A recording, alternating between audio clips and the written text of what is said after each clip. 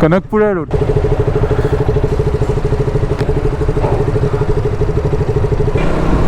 Hello guys, and welcome to my channel WanderNeel. Let me get out of this part and then I'll talk too crowded here. Oh, which is this? It's on its road test phase. Guys, so if you have watched my first vlog on my channel, I made that vlog about why I bought this bike, the story behind it. So now on this vlog, I'm gonna talk about the long-term ownership of the KTM Duke 200 post 20,000 kilometers. Oh my baby, let me just get ahead of it.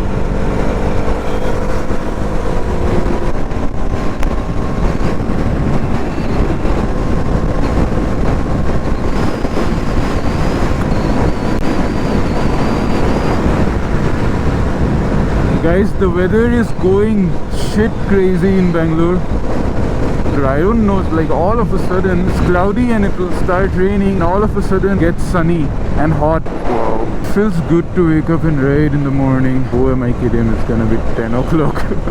I'm not gonna talk much about the technical bits and chips about the motorcycle, you know.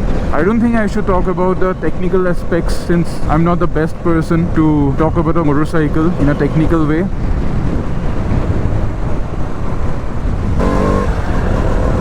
I'm also not gonna talk about the service of this motorcycle. You can find all details on YouTube and on Google as well. To be precise, I have divided this video into 6 different parts where I'm gonna talk about my long-term ownership of owning this motorcycle. So the first point that I want to talk about would be the build quality.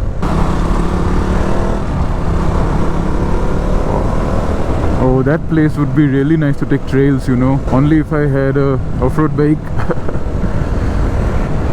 So guys, the build quality of this motorcycle is superb. There's no doubt about it.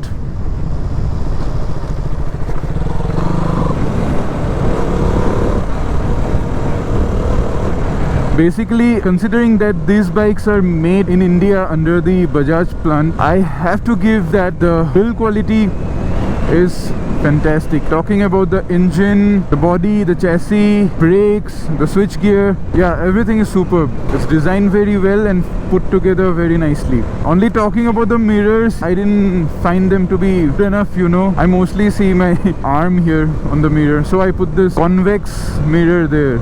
You won't find any kind of vibrations. Considering it's a single cylinder, you can expect vibrations. I haven't found any such vibrations, you know. Yeah, when I'm revving it too high, then there is a very slight vibration on the foot pegs and on the handlebars, but those were removed quite a bit after I put this bar end weights and knuckle guards. It doesn't bother me, so like it's fine.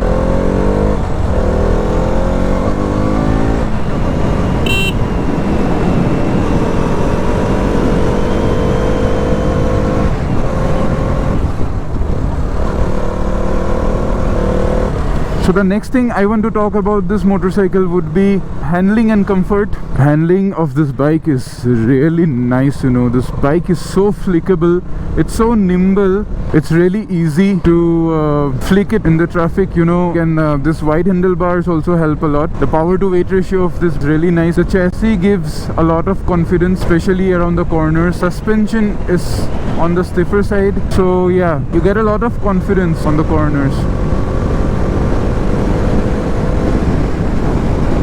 Well, if comfort is something that you're looking for in this machine, you won't get that. Like, I'm 6'2". I feel kind of cramped, you know, on this bike. This bike is kind of small for me. You know, the seating position, the ergonomics are kind of weird. I use handlebar risers to get better comfortability while riding. About the modifications, I'll make a different video and talk about all the modifications that I have done on this motorcycle. Yeah, so while talking about comfort and handling, I would also like to cover the points. The highway and city friendliness, you know, it performs better in the city than on the highways. On the highways, since it's a naked bike and it's very light, you know, the crosswinds would affect you a lot. So if you don't have a good windshield, you know, you're gonna get a lot of wind buffeting on your helmet. Apart from that, this motorcycle is good to ride in the city. and it's fun. The place really looks beautiful. By the way, there's some forest nearby, so I'm not sure if a tiger pops up in the middle of the road. Just kidding, guys, I don't think there's a tiger here. Shit, that thought really scared me. I was watching one of these videos on YouTube long time back, you know, where I saw like it was kind of a forest area. There was a tiger waiting on the curbside, you know, and like the tiger was chasing the motorcycle.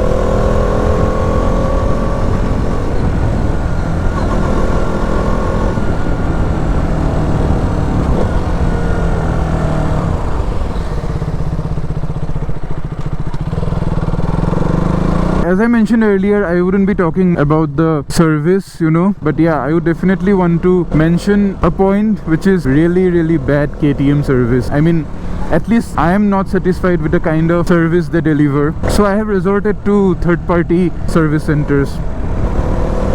Well, the fifth point would be the issues that I have faced with this motorcycle in all these years.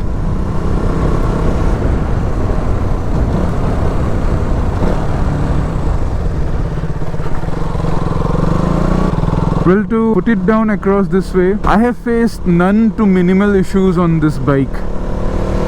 In terms of reliability, I have not found any issues.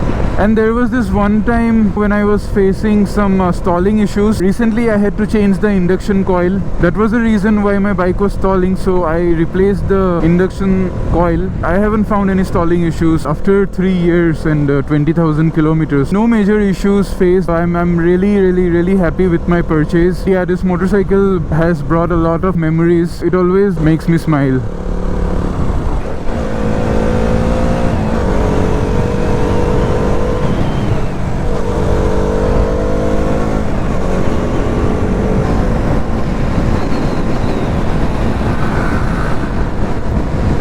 Okay guys, so now finally the sixth point and the final point of this long-term ownership review is my alternative choices that I had when I got this motorcycle.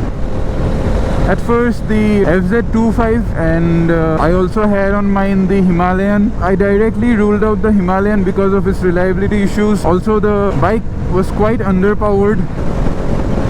The FZ25, for that kind of a bike and that kind of a power, it lacked very basic features, like, you know, it was missing a 6th gear.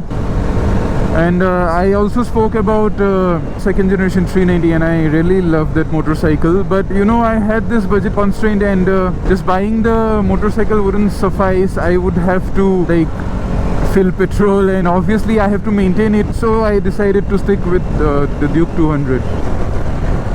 I'm really happy with this motorcycle. Even if I, you know, upgrade to some other motorcycle, this is my first baby here. I'm never gonna, you know, sell her. Eva will always be with me. It's not only because it's my first motorcycle, it's also because she never fails to put a smile on my face from year to year.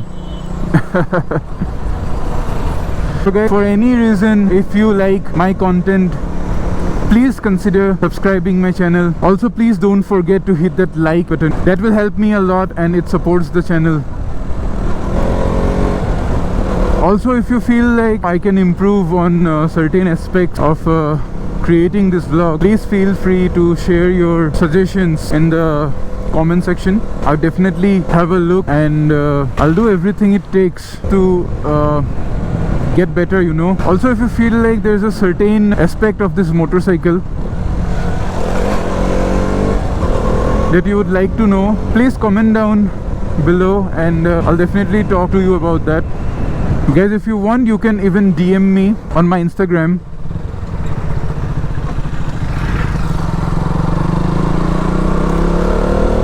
So I'll put a link to my Instagram ID below in the description. You can go and check it out.